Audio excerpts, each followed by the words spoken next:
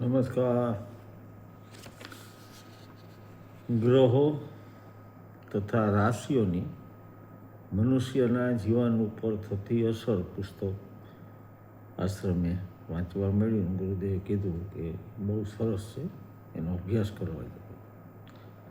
પાશ્ચાત્ય કેળવણીને લીધે જ્યોતિષશાસ્ત્ર એક કપોળકલ્પિત શાસ્ત્ર છે અને બ્રાહ્મણોએ પોતાની આજીવિકા માટે ઊભું કરેલું એક સાધન છે એવો પ્રચાર ખૂબ થયો, પણ એકચ્યુઅલી હકીકતમાં એવું નથી.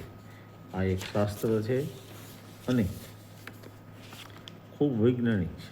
માત્ર ભારતમાં નહીં, વિદેશોમાં પણ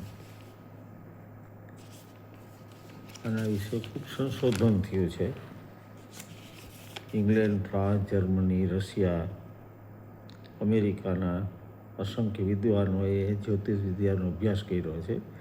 પ્રાચીન કાળમાં જોઈએ તો ગ્રીસમાં, ઇજિપ્તમાં, ઈરાનમાં, અરબસ્તાનમાં, બેબીલોન જ્યોતિર્વિદ્યા ઉપર ઘણા સંશોધનો થયા છે અને એમને દેવી વિદ્યા તરીકે માનતા.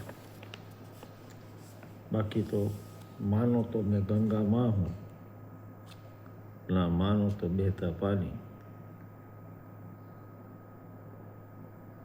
શ્રદ્ધાનો હોય વિષય, ત્યાં પુરાવાની શી જરૂર? ભગવદ્ ગીતામાં ક્યાંય કૃષ્ણની સહી નથી. મને ગમ્યું અને મેં મારી રાશિ મેષ ઈ ને વાંચ્યું અને એમ થયું કે ઘણી સામ્યતા છે. પહેલો વિડીયો આ બુકના આધારે હું મેષ રાશિ ઉપર બનાવું છું. ગાગરમાં સાગર ભરવાનું કામ છે, સંક્ષિપ્ત છે. પુસ્તકનું નામ અને એની વિગત હું આપીશ. આપને રસ પડે તો ઊંડો અભ્યાસ કરી શકે. મેષ રાશિમાં જે જન્મમાં હોય તો એમને કામ સત્વરે પાર પાડવાના સ્વભાવવાળા હોય છે. કે કામ આવ્યું નથી કે નિપટાવું. કાર્યમાં ઉત્સાહી હોય, નિશ્ચયી હોય છે, ન ડગનારા હોય છે. અડચણો આવે તો પણ એને સિદ્ધ કરવા એ ખૂબ મથે છે. અક્કલવાળું અને મજાક ભરેલું બોલવાવાળા હોય છે, પ્રમાણિક હોય છે. સ્વચ્છંદી થઈ જવાનું ભય હોય છે. આ રાશિના લોકોને સૌંદર્ય ઉપર અત્યંત પ્રીતિ હોય છે. તેઓ સંગીત અને નૃત્યના રસિયા હોય છે. પોતાનામાં અંતર્જ્ઞાન છે એ વાત જે મેષ રાશિના સ્ત્રી પુરુષો સારી રીતે જાણતા હોય છે, તેમનાથી કોઈ વાત છાની રાખવાનું લગભગ અશક્ય બને છે. મહાપુરુષો મેષ રાશિના સ્ત્રી પુરુષોને આગ્રહથી એક સલાહ આપે છે કે તમારામાં રહેલી આધ્યાત્મિક શક્તિઓને પ્રયત્નથી કેળવો તો આખું વિશ્વ તમારે આધીન થશે. પ્રમાદ સેવવો નહીં. આ રાશિમાં જન્મેલા મનુષ્યોએ એક બોધ ગ્રહણ કરવા જેવો છે કે ઘણા કામો કરવાના માથે ન રાખવા. એના કરતાં પોતાના બળને જે કામ છે એને વહેંચી નાખવા. થોડા કામ આગ્રહપૂર્વક કરવા એ સુટેવ પાડવા જેવી છે. જનરલી મેષ રાશિના મનુષ્યો શૂરવીર અને નિર્ભય હોય છે. વિવાદમાં એ ક્યારેય પાછી પાની કરતા નથી. મેષ રાશિમાં જન્મેલી સ્ત્રીઓ બહુધા પુરુષના સ્વભાવ જેવી જ હોય છે. પુરુષો કરતાં તેમનો સ્વભાવ થોડો કુમળો હોય છે. મેષ રાશિના મનુષ્યના લક્ષણો પરસ્પર ઉલટા હોય છે.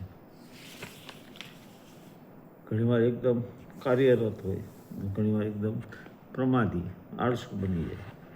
પ્રત્યેક કામ સિદ્ધ કરવાની પોતાના રહેલી યોગ્યતા આ મનુષ્ય જાણતા હોવાથી તેઓ કોઈ વાર પોતાના સામર્થ્યની કિંમત હદ ઉપરાંત રાખે છે અને પોતાના ગજા ઉપરાંતનું કામ અવિચારી રીતે માથે લઈ લે છે અને દુઃખમાં સપડાઈ જાય છે.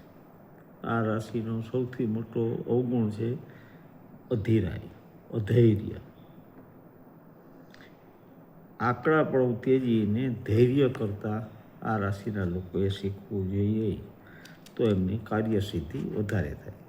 આ રાશિમાં જન્મેલા મનુષ્યો ઉત્તમ શિક્ષકો કે વક્તાઓ થઈ શકે છે. શરીરે ઊંચા અથવા ઠીંગણા, વિશેષ કરીને કૃષ શરીરના, મજબૂત, ચપળ, તીક્ષ્ણ વેધક દ્રષ્ટિવાળા, લંબગોળ મુખાકૃતિવાળા, શ્યામ વર્ણવાળા અને મોટા ખભાવાળા હોય છે. મેષ રાશિના ઊંચા સ્ત્રી પુરુષો જો ધારે તો આત્માની ગૂઢ અને દૈવી શક્તિઓને બહુ ઉત્તમ પ્રકારે કેળવી શકે છે. નિરંતર અન્યનું હિત કરનારા લોકો હોય છે. ધન રાશિમાં જન્મેલા સાથે મિત્રતા એમને બાંધવી વધારે ઉચિત છે. એમની સાથે એમના સંબંધો વધારે સારા રહે છે. સ્વાર્થ બુદ્ધિ, ક્રોધ, અધૈર્ય, મૂર્ખતા ભરેલી ઉદારતા, સ્વચ્છંદીપણું અને મનનું અત્યંત અસ્થિરપણું એ આના દોષ છે. તો આનાથી એમને બચવું. બડાઈ મારવાની ટેવ હોય છે, એનાથી પણ બચવાનું છે. બાહ્ય ઉપાધિમાં રચ્યા પચ્યા રહેવાથી તથા હદ ઉપરાંતની સ્વાર્થ બુદ્ધિના લીધે દૈવી જ્ઞાનના અંકુરોને કુંગળાવી નાખે છે. આ રાશિના મનુષ્યોને શિરોવેદના, માથાનો દુખાવો, નેત્રની વ્યાધિઓ, આંખના રોગો, જઠરની વ્યાધિઓ, પક્ષાઘાત અને જ્ઞાનતંતુની નબળાઈની વ્યાધિઓ થાય છે. જનરલી એમને મિત્ર મંડળની વચ્ચે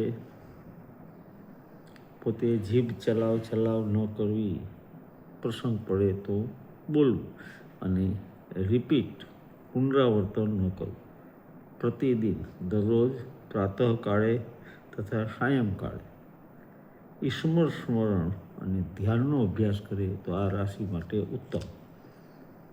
આ રાશિવાળા મનુષ્યોએ ચા, કોફી, તમાકુ, મદ્ય, શરાબ, ગરમ મસાલા વગેરે ઉત્તેજક, માદક કે દીપક કોઈ પણ પ્રકારના પદાર્થો ગ્રહણ કરવાથી હાનિ થાય છે.